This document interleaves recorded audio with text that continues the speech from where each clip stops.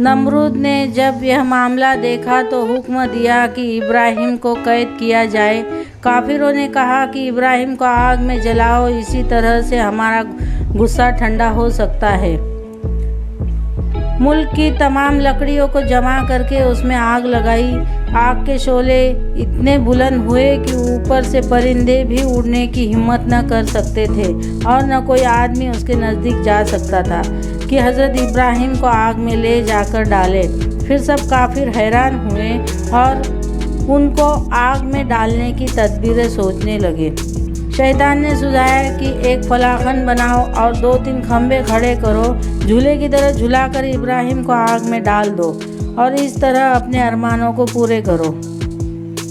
जब हज़रत इब्राहिम को तौक और जंजीर में बांधकर फलाखन पर बिठाया गया तो आसमान और ज़मीन के फरिश्तों ने रो रो कर फरियाद की कि ए खुदाबंद, तेरे खलील के साथ ये कैसा मामला करते हैं। हम इस जुल्म को देखकर बहुत रंजीदा है। हमें इजाज़त हो तो उन्हें हम अभी छुड़ा ले और इस तरह तेरा दोस्त दुश्मनों से बच जाए। हुक्म हुआ कि अगर इब्राहिम तुमसे मदद चाहे तो बहुत बेहतर है, तुम जाकर उसका साथ दो। 2 फरिश्ते जो हवा और पानी पर मुकर्रर थे हज़रत इब्राहिम के पास आए और कहा कि अगर आप हुक्म दे तो हवा और पानी से इस आग को पल भर में बुझा दे। लेकिन हज़रत इब्राहिम ने इसे कबूल नहीं किया। उनकी हालत देखकर फरिश्ते बहुत रंजीदा हुए। जब हज़रत इब्राहिम फलाखन से बाहर हुए, जिब्रील आमीन फ़ौरन फ़िज़ा से हाजिर हुए और कहा, कुछ ज़रूरत हो तो कहो, मैं इस आग से इन काफिरों को जला सकता हूँ और तुम्हें इन शोलों से बचा लूँगा। हज़रत इब्राहिम ने कहा, मुझे तुमसे कुछ काम नहीं, जो खुदा की मर्ज़ी है वह पूरी होकर रहेगी। जिब्रील ने कहा, फिर खुदा ही से सवाल करो और अपनी मुसीबत बयान करो। हज़रत इब्राहिम ने फरमाया कि वह खुदा जानता है, मेरे कहने से क्या हासिल। इस तरह जब खुदा बेनियाज ने देखा कि इब्राहिम तवक्कुल की राह में कायम है तो फरमाया, या नार कुनी बरदं व सलामन अला इब्राहिम। ए आग, तू इब्राहिम के लिए ठंडी हो जा और सलामती बन जा। हज़रत इब्ने अब्बास से नकल है कि कलाम इलाही में लफ्ज़ सलाम न होता तो मारे ठंडक के इब्राहिम को चैन न मिलता।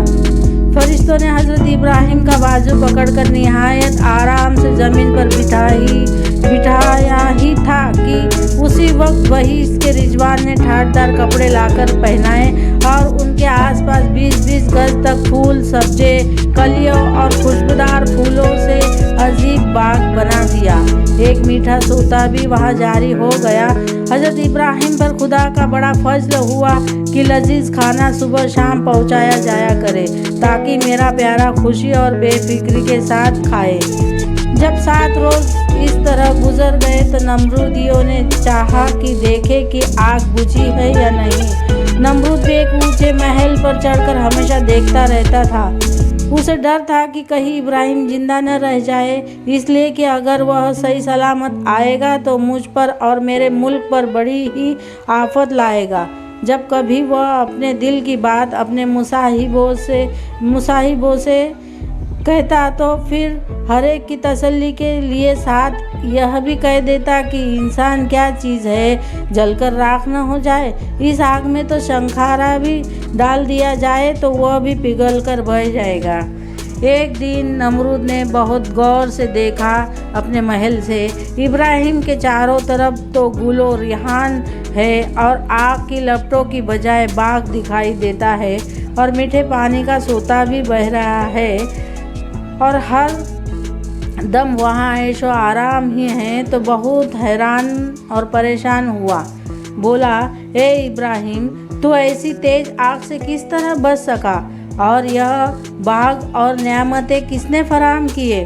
हज़रत इब्राहिम ने फरमाया, यह तो बेमिसाल खुदा की कुदरत का छोटा सा करिश्मा है। उसका फजल और इनायत हो तो ऐसा काम नामुमकिन नहीं। नमरूद बोला, जिसकी कुदरत की यह अदना निशानी है वह सच में बड़ा परवरदिगार है।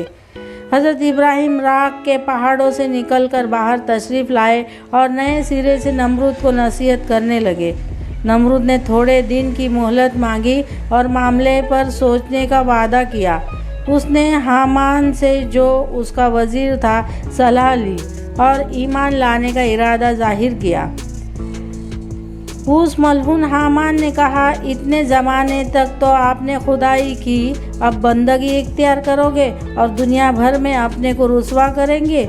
जब हज़रत इब्राहिम ने मोहलत गुजर जाने के बाद ईमान लाने की मांग की तो नमरूद ने निहायत चापलूसी और नरमी से कहा, ईमान लाना तो मेरे लिए बहुत मुश्किल है, मगर हाँ, तेरे परवरदिगार के लिए एक बड़ी कुर्बानी देने के लिए मैं तैयार हूँ। हज़रत इब्राहिम ने फरमाया, बग़ैर ईमान के कोई कुर्बानी खुदा के दरबार में कबूल नहीं होती।